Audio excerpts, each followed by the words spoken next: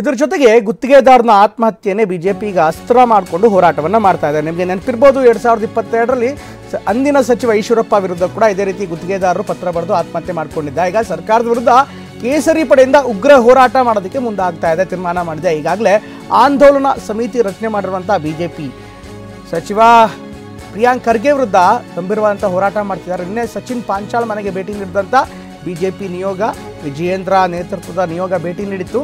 ಈಗ ಒಂದು ವಿಶೇಷವಾದಂಥ ಆಂದೋಲನದ ಸಮಿತಿಯನ್ನು ರಚನೆ ಮಾಡಲಾಗಿದೆ. ಸಚಿವ ಪ್ರಿಯಾಂಕ್ ಖರ್ಗೆ ರಾಜೀನಾಮೆಗೆ ಬಿಜೆಪಿ ಒತ್ತಾಯ ಮಾಡ್ತಾ ಇದೆ.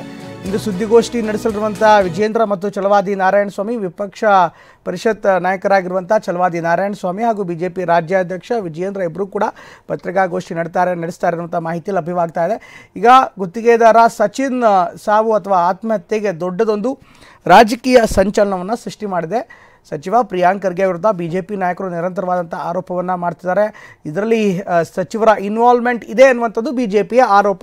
ಆದರೆ ಈ ಆರೋಪಕ್ಕೆ ಈಗಾಗಲೇ ಸಚಿವರು ಕೂಡ ಉತ್ತರವನ್ನು ಕೊಟ್ಟಿದ್ದಾರೆ. ಇದರಲ್ಲಿ ಯಾವುದೇ ರೀತಿಯಾದಂಥ ಹಸ್ತಕ್ಷೇಪ ಇಲ್ಲ, ತನಿಖೆ ಆಗಲಿ, ತನಿಖೆಯಲ್ಲೂ ಕೂಡ ಸಂಪೂರ್ಣ ಸತ್ಯ ಬಯಲಿಗೆ ಬರುತ್ತೆ ಅನ್ನುವಂಥ ಮಾತನ್ನು ಸಚಿವ ಪ್ರಿಯಾಂಕ್ ಖರ್ಗೆ ಹೇಳ್ತಿದ್ದಾರೆ. ಒಟ್ಟಿನಲ್ಲಿ ಈ ಒಂದು ಪ್ರಕರಣ ಈಗ ಹಿಂದೆ 2022ರಲ್ಲಿ ಏನಾಗಿತ್ತಲ್ಲ, ಅಂದು ಸಚಿವರಾಗಿದ್ದಂಥ ಈಶ್ವರಪ್ಪ ವಿರುದ್ಧ ಇದೇ ರೀತಿ ಗುತ್ತಿಗೆದಾರರೊಬ್ಬರು ಗಂಭೀರವಾದಂಥ ಆರೋಪವನ್ನು ಮಾಡಿದರು. ಅದಾದ ಬಳಿಕ ಅವರು ಆತ್ಮಹತ್ಯೆ ಕೂಡ ಮಾಡ್ಕೊಂಡಿದ್ರು. ಇದೇ ವಿಚಾರದಲ್ಲಿ ಅಂದು ಕಾಂಗ್ರೆಸ್ ಬಿಜೆಪಿ ಸರ್ಕಾರದ ವಿರುದ್ಧ, ಬಿಜೆಪಿ ನಾಯಕರ ವಿರುದ್ಧ ಹರಿಯಾಯ್ದಿತ್ತು. ಈಗ ಬಿಜೆಪಿಯ ಸರದಿ ಇಂಥದ್ದೇ ಪ್ರಕರಣ ಮತ್ತೆ ಮುನ್ನೆಲೆಗೆ ಬಂದಿರುವಂಥ ಹಿನ್ನೆಲೆಯಲ್ಲಿ ಈ ಬಾರಿ ಬಿಜೆಪಿಯ ನಾಯಕರು ನಿಯೋಗವನ್ನು ಹೊತ್ತೊಯ್ದು ಗುತ್ತಿಗೆದಾರ ಸಚಿನ್ ನಿವಾಸಕ್ಕೆ ತೆರಳಿ ಅವರ ಅಹವಾಲನ್ನು ಕೇಳಿದ್ದಾರೆ. ಇದಾದ ಬಳಿಕ ಒಂದು ಆಂದೋಲನ ಸಮಿತಿಯನ್ನು ಕೂಡ ಮಾಡಿದ್ದಾರೆ.